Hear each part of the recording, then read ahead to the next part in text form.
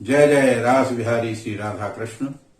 मित्रों, कैलाश त्रिपाठी की ओर से आपको सादर नमस्कार।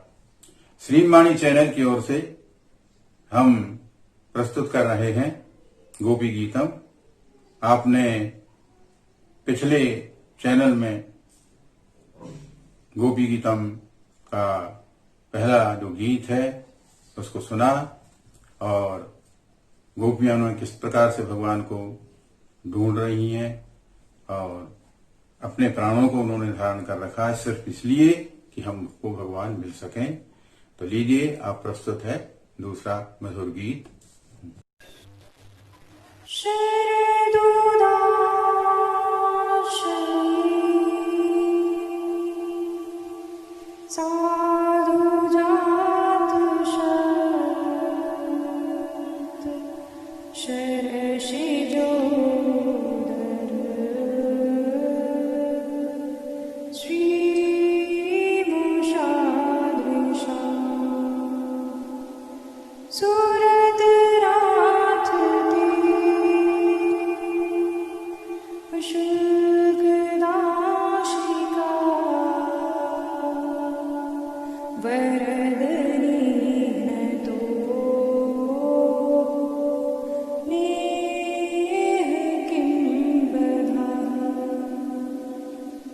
शरद काल की स्वच्छ सली में विकसित कमल पूर्ण प्रियतम कर पराग सुषमा चोरी कर नयन परम सुंदर प्रियतम प्रेम पूर्ण हृदय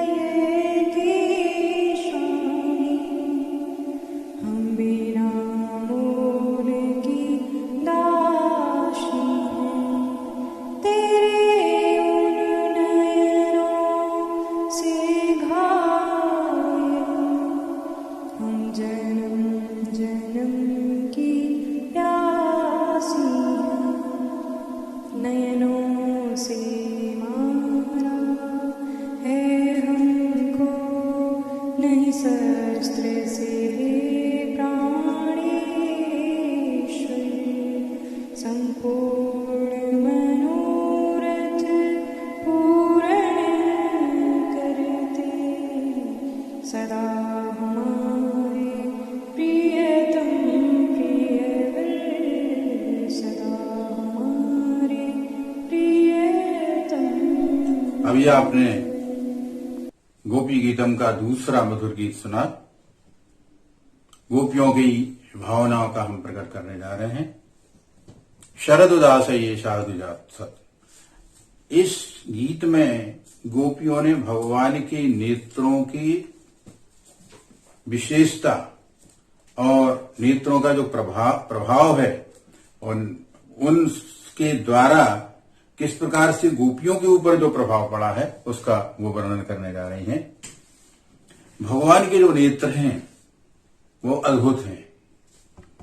यद्यपि भगवान के जो नेत्र हैं उसमें प्रेम भी छुपा हुआ है और शत्रुओं के नाश की शक्ति भी छुपी हुई है, लेकिन भक्त जो है वो चाहता है कि भगवान के जो नेत्र हैं उसका प्रभाव, प्रेम पूर्ण प्रभाव उनके हृदय पर पड़े, उनके शरीर पे पड़े, उनके नेत्रों में पड़े।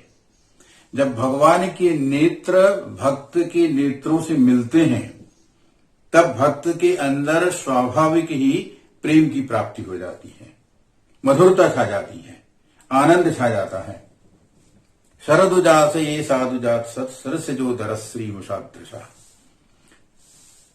शरद ऋतु में जब पुष्करणी में सुंदर कमल के फूल खिलते हैं और उन कमल के फूल की जो शोभा है, उसके कमल फूल के अंदर जो पराग युक्त सुंदर शोभा है, उसके समान ही परमात्मा के नेत्र हैं। यहां पर दो बातें हैं। कमल ने भगवान के नेत्रों की शोभा को धारण किया है, या फिर भगवान के नेत्रों ने कमल की शोभा को धारण किया है। यदि सांसारिक दृष्टि से सोचें, साहित्यिक दृष्टि से, तो हमको लगेगा कि कमल के अंदर जो प्रेम पूर्ण पराग खिला हुआ है, उसके समान जो है भगवान के नेत्रों की शोभा है।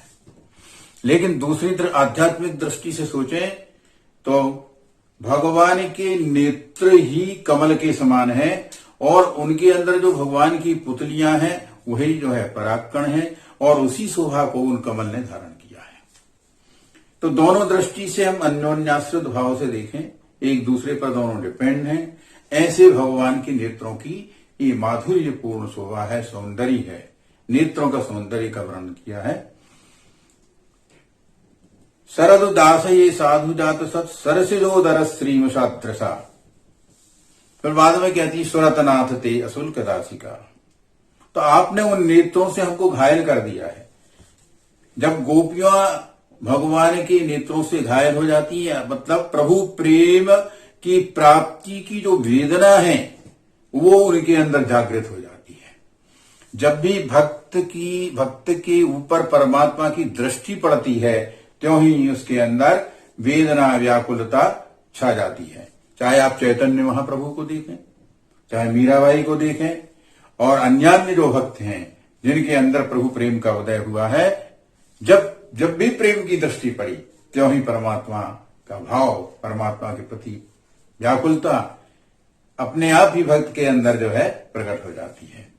एक माधुर्य भाव उसके अंदर आ जाता है, एक प्रेम भाव उसके अंदर आ जाता है। तो गोपियों के अंदर भी उसी प्रकार से कह रही हैं कि आपके नेत्रों की ये विशेषता है कि जिसकी तरफ भी आप देख लेते हैं वह परिपूर्ण हो जाता है, और उसके अंदर आपका प्रेम भाव का उदय हो जाता है। तो आपने उस प्रेम भाव से, उस प्रेम दृष्टि से हमको देख लिया। अर्थात वैदिक ऋचाओं में जब परमात्मा का प्रेम प्रकट हो गया उन ऋचाओं के माध्यम से, तो व्यक्ति का स्वाभाविक रूप से उद्धार हो जाता है कि प्रभु आपने जो है अपने नेत्रों के द्वारा ही हमको घायल कर दिया। हमारे अंदर आपको प्राप्ति की जो वेदना है, व्याकुलता है, जो विरह है, वो अपने आप ही उदय हो चुका है। तो ऐसा करके आपने हमको जो है अपनी दासी बना दिया है। अब गोपियां कहती कैसी दासी हैं हम?